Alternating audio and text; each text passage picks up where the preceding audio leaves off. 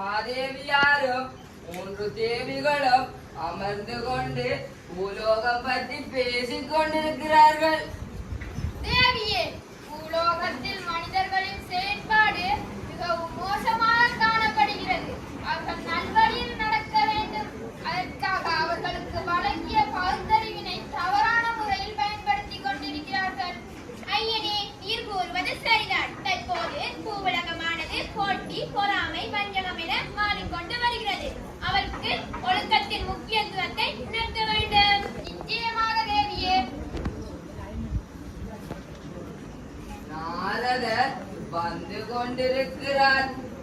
ஏதோ குழப்பம் நிகழத்தான் போகிறது.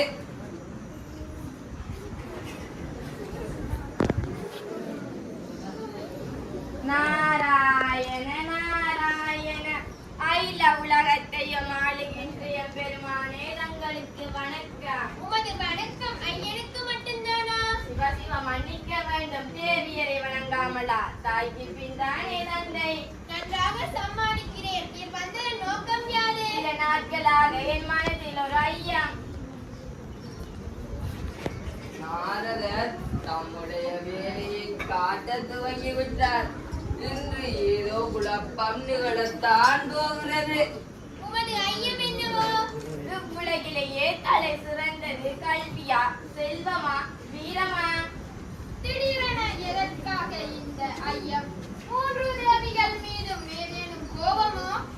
இல்லை இல்லை ஈசனே, இவ்வுலகில் கல்வி கற்று வாழ்வது சிறப்புடையதா, செல்வம் பெற்று வாழ்வது சிறப்புடையதா, வீரம் பெற்று வாழ்வது சிறப்புடையதா?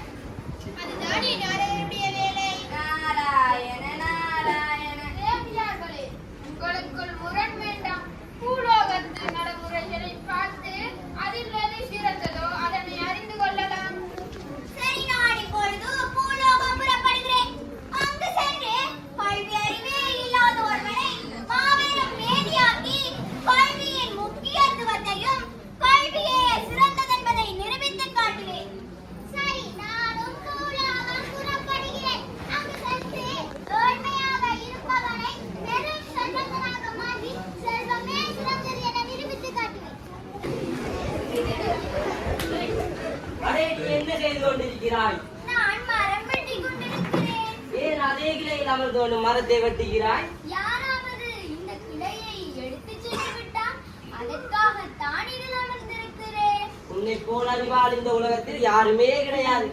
புகழ்ச்சி வேண்டாமே, புகழ்ந்தால் எனக்கு பிடிக்காது. சரி, அது இருக்கட்டும். நீங்கள் எங்கே செல்கிறீர்? அரண்மனையில் யார் சிறந்த கல்விமானர் போட்டி நடைபெற போகிறதாம். அதில் நான் கலந்துர போகிறேன். சென்று வருகிறேன்.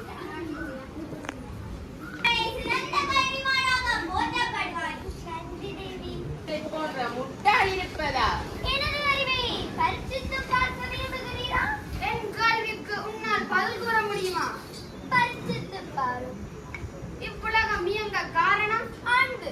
பிறருயிரையும் தண்ணீர் போல் நேசிக்கும் அன்பினால் மாத்திரமே இவ்வுலகம் இயங்குகிறது. அன்பே சிவம். சரி, இவ்வுலகம் இயங்க